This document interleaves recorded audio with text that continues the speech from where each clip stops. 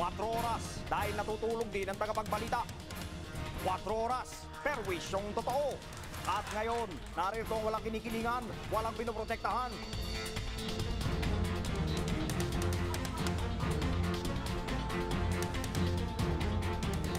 Magandang gabi, ito 4 oras dahil natutulog din ang mga tagapagbalita. At sa ulo ng mga balita, sanhi ng insecurity ng mga Pinoy ang pagiging pandak. Pero ngayon, may pag-asa na palang tumangkat ang lahing kayo banggi. Ano pong masasabi ninyo na may possibility na kayong mga Pilipinong pandak tumangkad? Excuse me, mawalang galang na. Hindi ako pandak. Maliit lang ang boto ko. Iba ho yun sa pandak. Short bone ako, hindi rin bansot yun. Okay. Doc, kayo po, ano pong masasabi ninyo? Alam mo kasi nag-improve na yung nutrition natin. Habang lumalaki ka, pag mas marami kang nakakain na masustansyang pagkain, mas lalaki ka kaysa sa inaasahan mo.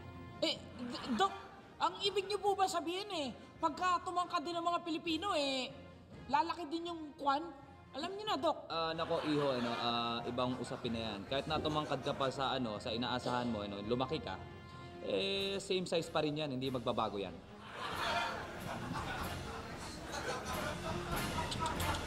Sayang!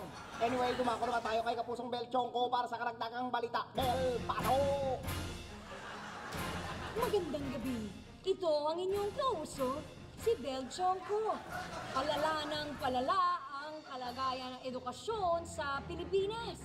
Bukod sa malaking kakulangan sa mga guro at classroom, 80% pa ng mag-aaral sa mga public high school ang hindi nakakabasa.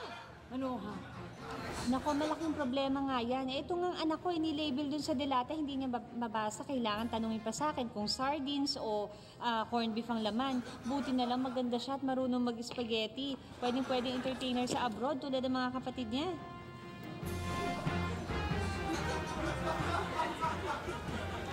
Siya nga naman, kung di rin lang matutong magbasa, at least matutong magsayaw.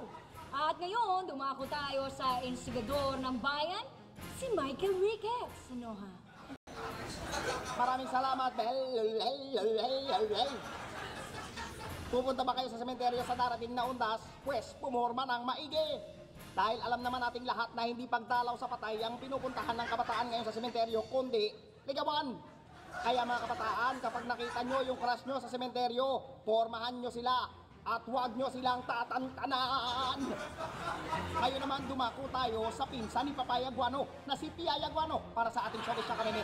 Piaya, pasok! Salamat, Mike. Sa Showbiz Chaka Minute, alalang-alala ang sexy TV singer show host na si Ethel Boobster na baka ma-defort ang kanyang boyfriend na si Alex Cresciano nang ideklara ng Department of Jaundice na ni-fake ng basketball player ang kanyang medical exam papers. Sabi ko na kasi nasa ganyan na hindi uobra sa paggawa siya ng papel doon sa recto na certificate na wala siyang jaundice. Tigas ng ulo. So yun ang bukali ng papers niya. Kaya ngayon ako mismo my very own applause and personal na naglalakad sa papers niya na magpapatunay na siya ang Pinoy na walang jaundice. Well, she volunteered. It's her money, not mine. She says she's doing it for love. So I'm not complaining. Di ba pare? Siyempre, hindi ka magreklamo kasi ang sarap naman ng buhay mo, no?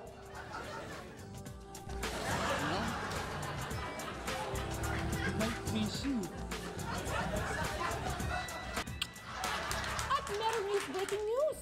In Filipino, nakakabasag na balita. Nagkakamultuhan daw sa set ng GMA7's #1 telefantasia show na Mulawin.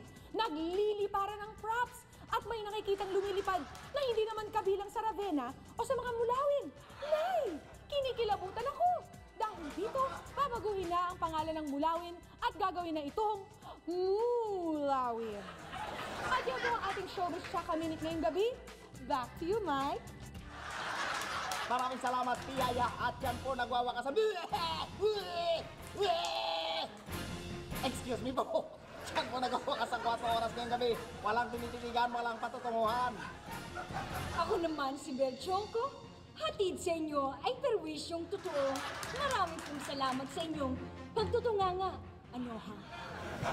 At ako naman po, si Piaya Guanyo. Hatid sa inyo ay kilig-kilig totoo. Natutulog kami 4 oras dahil natutulog din ang tagapagbalita. Who did your hair, ha? Suman mo nga ng yung buhok. Abay, napakaganda ng kulay. Pantay na pantay. Yan lamang ba yan?